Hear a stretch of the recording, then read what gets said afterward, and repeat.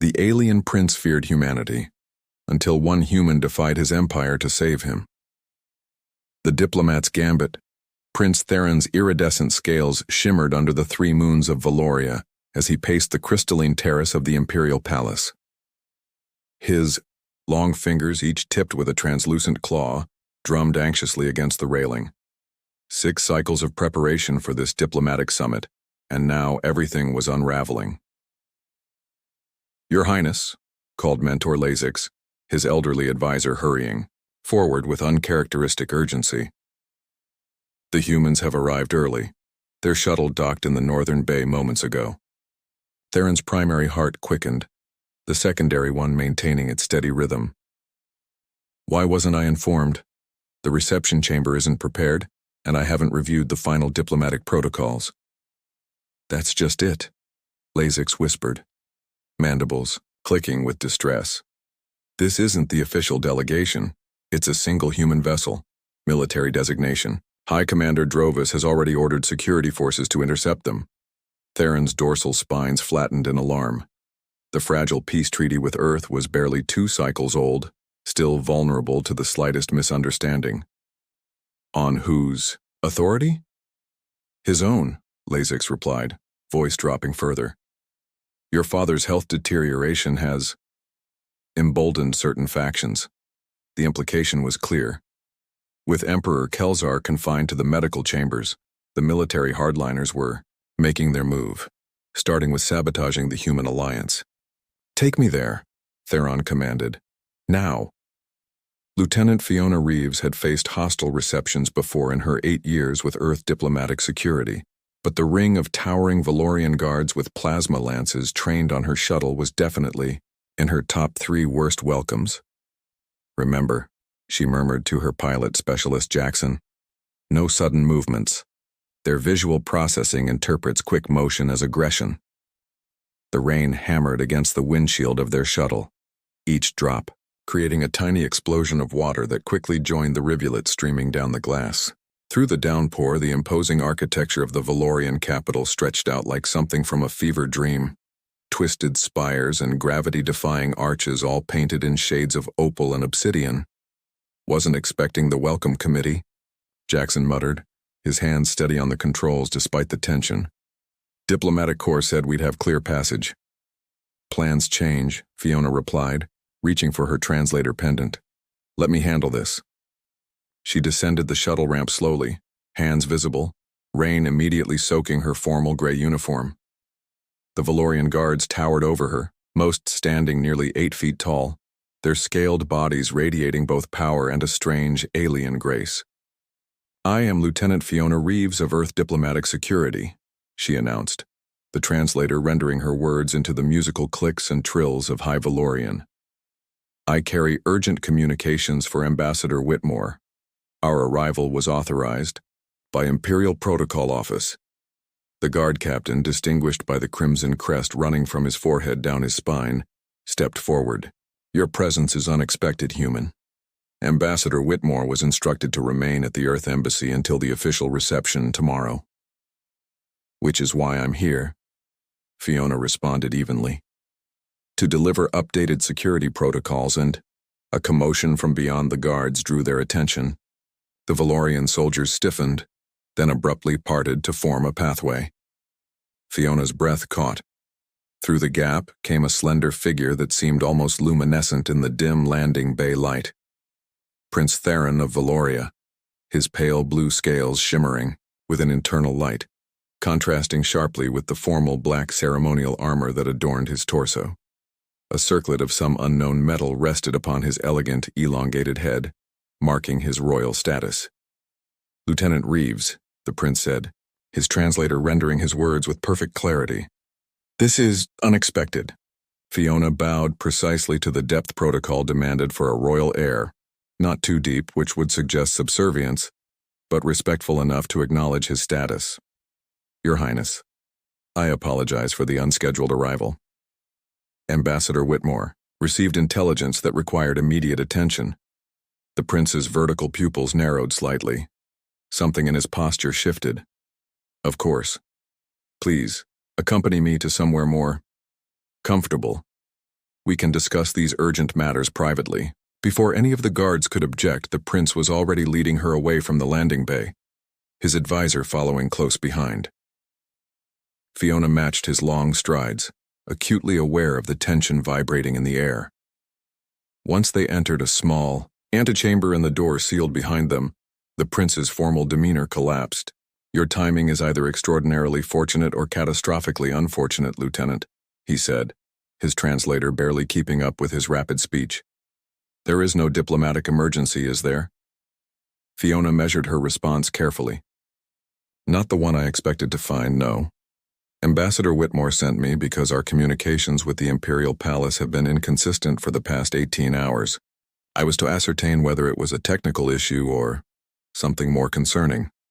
"Something more concerning," the elderly advisor echoed grimly. "An apt description of a military coup." Fiona's training kicked in. "A coup? Against Emperor Kelzar?" Prince Theron's secondary eyelids flickered, the Valorian equivalent of a weary blink. "My father's health has declined rapidly. High Commander Drovis and his faction see this as an opportunity to redirect our foreign policy back toward isolation and military expansion," Fiona surmised. She'd read all the intelligence briefings. The peace treaty with Earth had been controversial among Valorian traditionalists. "Precisely," the prince confirmed. "And I, as the primary advocate for continued human relations, have become inconvenient." The bluntness of his statement sent a chill through Fiona that had nothing to do with her rain-soaked uniform. "How imminent is this coup?" The advisor's mandibles clicked in agitation. "It has already begun. Communications are controlled. Military units loyal to Drovis have secured key positions throughout the capital. The prince's personal guard was reassigned this morning.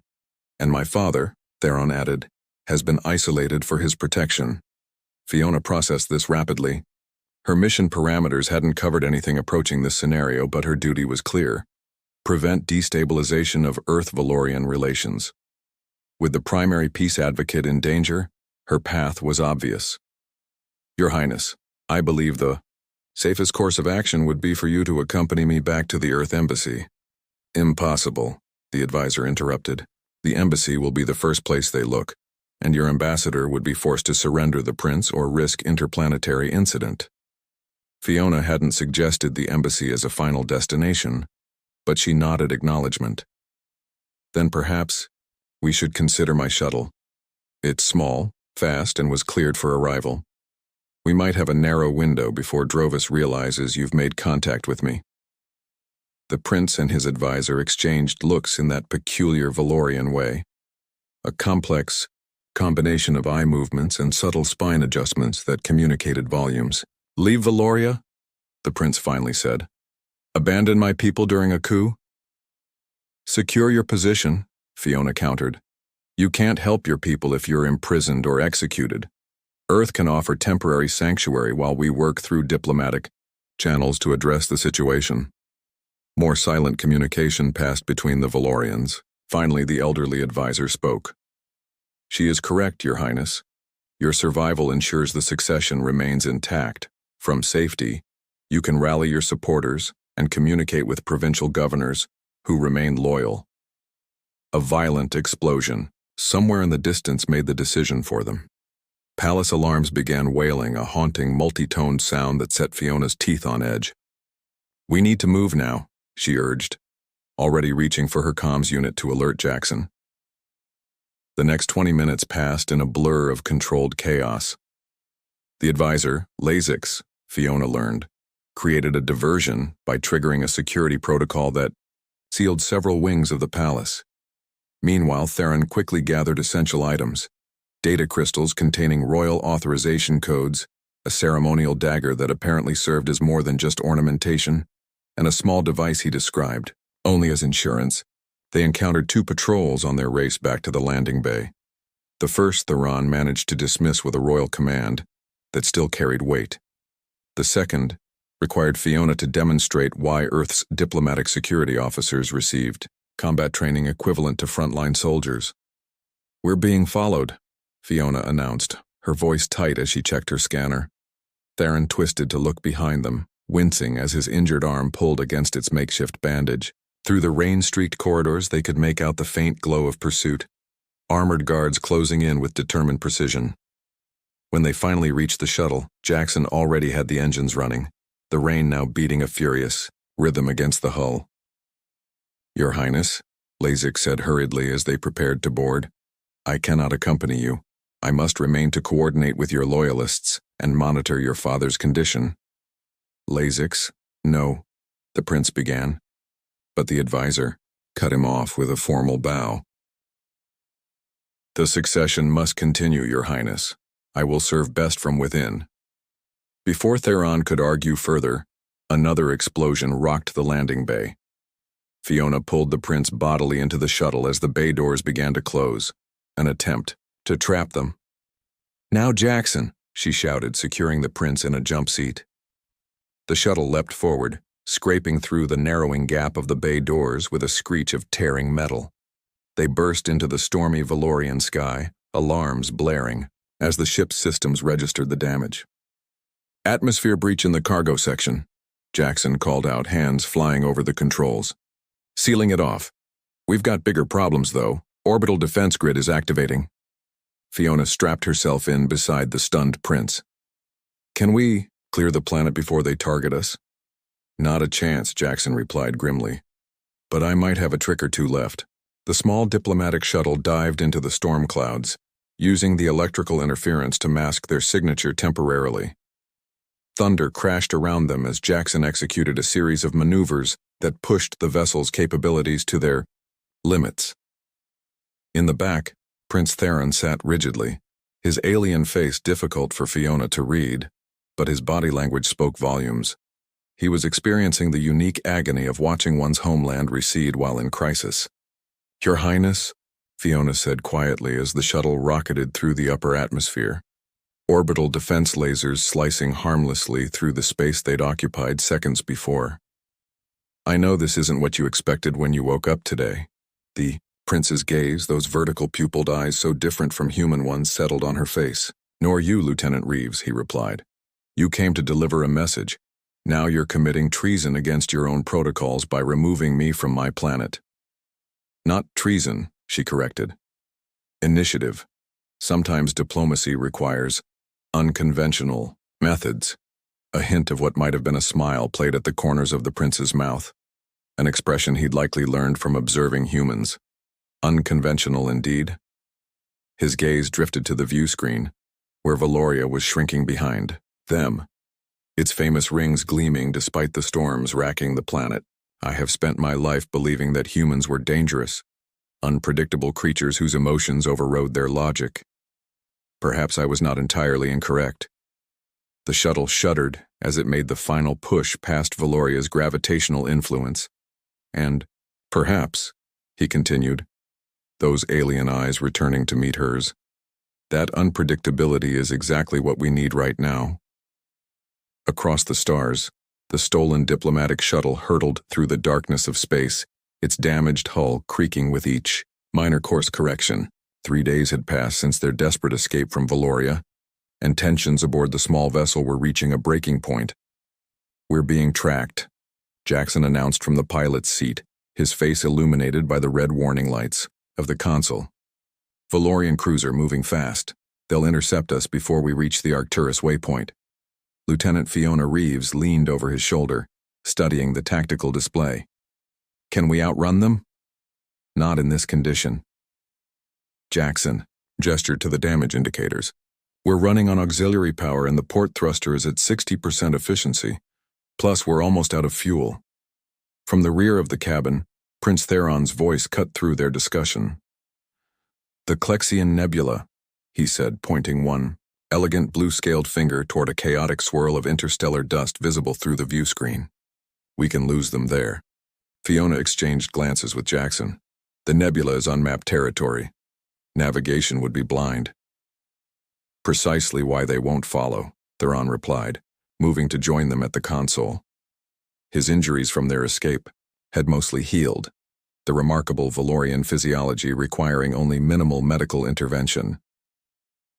Valorian cruisers are powerful but cumbersome, They rely heavily on predictive navigation systems that would be useless in the nebula's magnetic disturbances. Jackson looked to Fiona, who nodded decisively. Set course for the nebula, best speed. As Jackson adjusted their trajectory, Fiona turned to the Valorian prince. 3 days of close quarters had done little to diminish his regal bearing, though he had abandoned the formal armor for simpler attire from the shuttle's emergency supplies. The clothing, designed for human proportions, hung oddly on his taller, more slender frame. This is the third pursuit vessel in 2 days, she noted quietly. They're committing significant resources to finding you. Theron's secondary eyelids flickered, a gesture she'd come to recognize as contemplation. High Commander Drovis fears what I represent. As long as I remain free, I am a rallying point for those who oppose his vision of Valoria. And what is your vision? Fiona asked. It was a question she'd been wanting to ask since their escape, but the chaos of their flight had left little time for philosophical discussions. Before the prince could answer, the shuttle lurched violently, throwing them both against the bulkhead. They're firing, Jackson shouted, hands dancing across the controls. Long-range disruptors. Minimal damage, but they've locked onto our signature. Into the nebula, Fiona ordered. Now! The shuttle pitched forward, accelerating toward the massive cloud of dust and ionized gas. The view outside transformed from star-speckled blackness to a churning maelstrom of purples, blues, and ethereal greens. The moment they penetrated the nebula's outer boundary, the shuttle systems began to fail. Communications first, then long-range scanners, and finally navigation. Flying blind, Jackson muttered, switching to manual controls. Just like you said. Fiona helped Theron back to his seat, securing him with the harness. Are you all right, Your Highness? I am unharmed, he replied. Though his scales had paled slightly, the Valorian equivalent of a human going ashen. Though I find I am developing a new appreciation for Earth vessel safety protocols. Despite the dire circumstances, Fiona smiled. It was the first hint of humor the prince had displayed. For hours they drifted deeper into the nebula, the spectacular beauty outside their viewports belying the danger of their situation. Eventually Jackson spotted a small asteroid, little more than a chunk of rock perhaps a kilometer across, with a relatively flat surface suitable for landing. We need to conserve what's left of our fuel, he explained, guiding the shuttle down. And I need to assess the damage, see what I can repair. Once they had settled onto the asteroid's surface, an uncomfortable silence fell over the cabin. Jackson busied himself with repair work, leaving Fiona and Theron alone in the passenger compartment. You never answered my question, Fiona said finally, about your vision for Valoria. Theron regarded her with those vertical pupilled eyes that seemed to see far more than human ones. My vision is complicated, and perhaps naive according to my critics. Try me, Fiona challenged. The prince was quiet for a moment, gathering his thoughts. For millennia, Valoria has existed in isolation, developing our technology, expanding our empire across 3 star systems, encountering only primitive species that posed no challenge to our supremacy. Then we discovered Earth. His gaze grew distant, remembering. Humans, so young as a spacefaring species, yet advancing at a pace that alarmed our military strategists. Many, like Drovis, saw only one logical path. Subjugation before you became a threat. But you disagreed, Fiona prompted. I saw opportunity where others saw danger, Theron admitted. The very adaptability that makes humans unpredictable also makes you innovative in ways my people are not. We have technological superiority, yes, but you have creativity, resilience.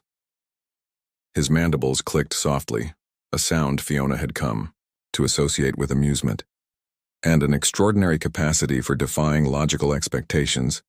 Fiona thought of their dramatic escape, of her split-second decision to evacuate a foreign royal against all protocols. I suppose we do have a knack for improvisation. I believe our species could learn from each other, Theron continued, his voice taking on a passionate quality she hadn't heard before. Advance together rather than viewing galactic influence as a zero-sum game. That is my vision. one that Drovis would destroy because he cannot imagine cooperation without dominance. And now you're stuck on a damaged shuttle with 2 humans, hiding in an unmapped nebula, Fiona observed wryly. Not exactly the diplomatic summit you planned. No, Theron agreed, surprising her with a gesture that approximated a human smile. It is far more instructive. Their moment of understanding was interrupted by Jackson's return, his expression grave. I've got bad news and worse news, he announced. The bad news is the communications array is completely fried. We can't send any messages for help. And the worst news? Fiona asked. Life support is failing. We've got maybe 12 hours of oxygen left. The next several hours were a frantic exercise in problem solving.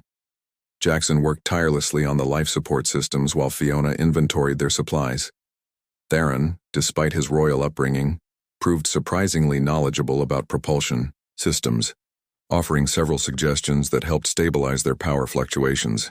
Your technical expertise is impressive, Fiona remarked as they worked side by side, rewiring a damaged circuit panel. I thought princes would be more versed in diplomacy than engineering. Valorian education is comprehensive, Theron replied, his long fingers manipulating the delicate components with surprising dexterity. All royal offspring must master multiple disciplines. Engineering fascinated me, the elegant logic of how systems interact. Their hands brushed as they reached for the same tool, and Fiona felt an unexpected charge at the contact. His skin cooler than human temperature, slightly textured with microscopic scales. Sorry, she murmured, the professional diplomat momentarily flustered. No apology necessary, Theron replied, those alien eyes studying her with new interest. I find these moments of cultural exchange enlightening. Before Fiona could respond, the proximity alarm blared, startling them both. We've got company, Jackson called from the cockpit. They rushed forward to find not the expected Valorian cruiser on the scanner, but a smaller vessel of unfamiliar configuration. Not Valorian, Theron confirmed, studying the readings. The design appears to be Eridani? Fiona's heart sank. The Eridani collective was notorious for their opportunistic salvage operations and their willingness to collect bounties on fugitives. If Drovis had broadcast a reward for Theron's return, they must have detected our power signature, Jackson said grimly. They're initiating docking procedures. Fiona checked her sidearm, a standard-issue stunner with limited charges. Options? Limited, Theron admitted. We cannot outrun them, and this vessel has no defensive capabilities. Then we improvise, Fiona decided, a plan already forming. Your Highness, how good an actor are you? When the Eridani boarding party cut through the shuttle's airlock, they found a scene of apparent desperation. Jackson unconscious on the floor, Fiona kneeling beside him in apparent distress, and a tall Valorian sitting calmly in the pilot's seat. Help us, please, Fiona called out, injecting panic into her voice. Our pilot collapsed. Life support is failing. The Eridani, squat, 6-limbed beings with faceted eyes, registered the situation quickly, chittering among themselves in their rapid-fire language. The leader stepped forward, translator device, humming. Interesting situation, it said, compound eyes swiveling between Fiona and Theron. Human diplomatic vessel, damaged. Valorian pilot, unusual combination. I am Zex Troll, Theron announced, using the name of a known Valorian merchant, family, hired as navigator for this human expedition. We were attacked by pirates in the Arcturus sector and fled into the nebula. The Eridani captain's antennae twitched skeptically. Valorian navigator on human vessel, uncommon arrangement. These are uncommon times, Theron replied smoothly. The diplomatic situation between our species is evolving. The Eridani conferred among themselves again, then the captain turned back to them. Passage to nearest starport, 8,000 credits. Medical. Assistance for your pilot. 2,000 additional. Done, Fiona agreed immediately, knowing the emergency diplomatic account codes would cover it, if they survived to reach a Commerce Guild terminal. As the Eridani prepared to transfer them to their vessel, The captain approached Theron, compound, eyes gleaming with avarice. You, Valorian, your coloration unusual. Royal lineage, perhaps? Fiona felt her heart rate spike, but Theron didn't flinch. A common misconception among other species, he replied dismissively. This pigmentation occurs frequently in my family line. We are merchants, nothing more. The captain studied him for another tense moment, then chittered what might have been laughter. Valorian pride. Always same. Come, before your human expires. They were escorted aboard the Eridani vessel, a patchwork ship that showed evidence of numerous modifications and repairs. Jackson was taken to what passed for a medical bay, while Fiona and Theron were directed to cramped passenger quarters. Once alone, Fiona released a breath she hadn't realized she was holding. That was too close. Indeed, Theron agreed. But I suspect our troubles are just beginning. The nearest starport will have Valorian agents watching for us. Then we don't go to the nearest starport, Fiona decided. We negotiate a change of destination. Somewhere we can contact Earth authorities without Valorian interference. Theron's expression shifted to one she couldn't quite interpret. You've risked much to protect me, Lieutenant Reeves. Your career, possibly your life. Why? The question caught her off guard. It's my duty to maintain diplomatic relations. You're essential to the peace treaty. A professional answer, Theron observed. But I suspect there's more. Fiona met his gaze, discovering a strange comfort in those alien eyes that should have seemed so foreign. Because I believe in your vision too. Because in the 3 days we've spent together, I've seen that our differences matter less than what we share. Something shifted in the atmosphere between them, a recognition of a connection that defied easy categorization.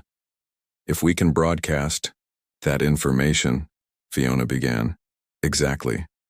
But we need a powerful transmitter with multi-spectrum capabilities. The ship rocked again as another blast struck its shields. They staggered into the corridor, finding chaos as Eridani crew rushed to defensive positions. The communication hub, Fiona suggested. This way. They fought their way through the swaying vessel, eventually reaching the communications center, finding it mercifully empty as all hands were needed for defense. Theron immediately began working the controls, inserting his data crystals into an adapter he'd fashioned from parts in his pocket. Can you make it compatible? Fiona asked anxiously, watching the tactical display where the Valorian cruiser was positioning for another attack. I believe so, Theron muttered, fingers flying across the controls. Eridani technology is crude but adaptable. The ship rocked again, more violently. The lights flickered ominously. Whatever you're doing, do it faster, Fiona urged, bracing herself against a console. There! Theron exclaimed as the system accepted his modifications. Now we need to broadcast on all frequencies, diplomatic, military, and civilian. The evidence must reach as many eyes as possible. Fiona reached past him, inputting emergency override codes that would force priority reception at Earth diplomatic outposts. Ready when you are, Your Highness. Their eyes met one final time, human and Valorian, so different yet united in purpose. Together, Theron said, placing his scaled hand over hers on the transmission control. They activated the broadcast just as another blast rocked the ship, sending sparks cascading from overhead panels. The transmission indicator flashed green, successful. Within moments, the communication system came alive with incoming responses. Earth military vessels changing course to their position, Valorian provincial governors declaring loyalty to Prince Theron, news outlets breaking the story of High Commander Drovis's treachery. The Valorian cruiser abruptly ceased fire, then began retreating as multiple Earth vessels appeared on the long-range scanners, responding to the emergency broadcast. Fiona sagged against the console in relief. It worked. Yes, Theron agreed, something like wonder in his voice. It seems I was correct about human unpredictability. And I was right about Valorian adaptability, Fiona countered with a tired smile. The Eridani captain burst into the communications room, compound eyes rapidly processing the scene. You, not merchant, Valorian royalty, it accused antennae, quivering with indignation. Indeed, Theron acknowledged, drawing himself up to his full height, once again every inch the prince despite his borrowed human clothing. And I will ensure your vessel receives full compensation for your assistance, unwitting though it may have been. The captain's anger transformed quickly to calculation. Rescue of royal personage. Premium rate applies. Fiona couldn't help laughing at the sheer absurdity of it all.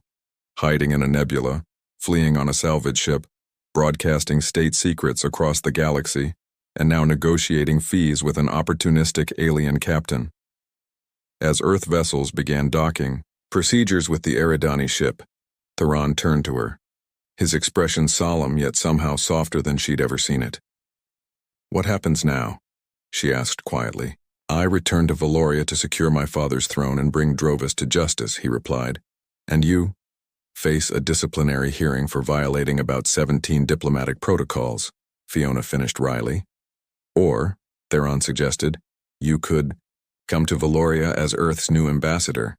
I believe we need someone with initiative to help forge our new relationship. Fiona studied him. This alien prince who had challenged everything she thought she knew about diplomacy, and perhaps a few things she'd believed about herself. That, she said finally, sounds like an excellent beginning.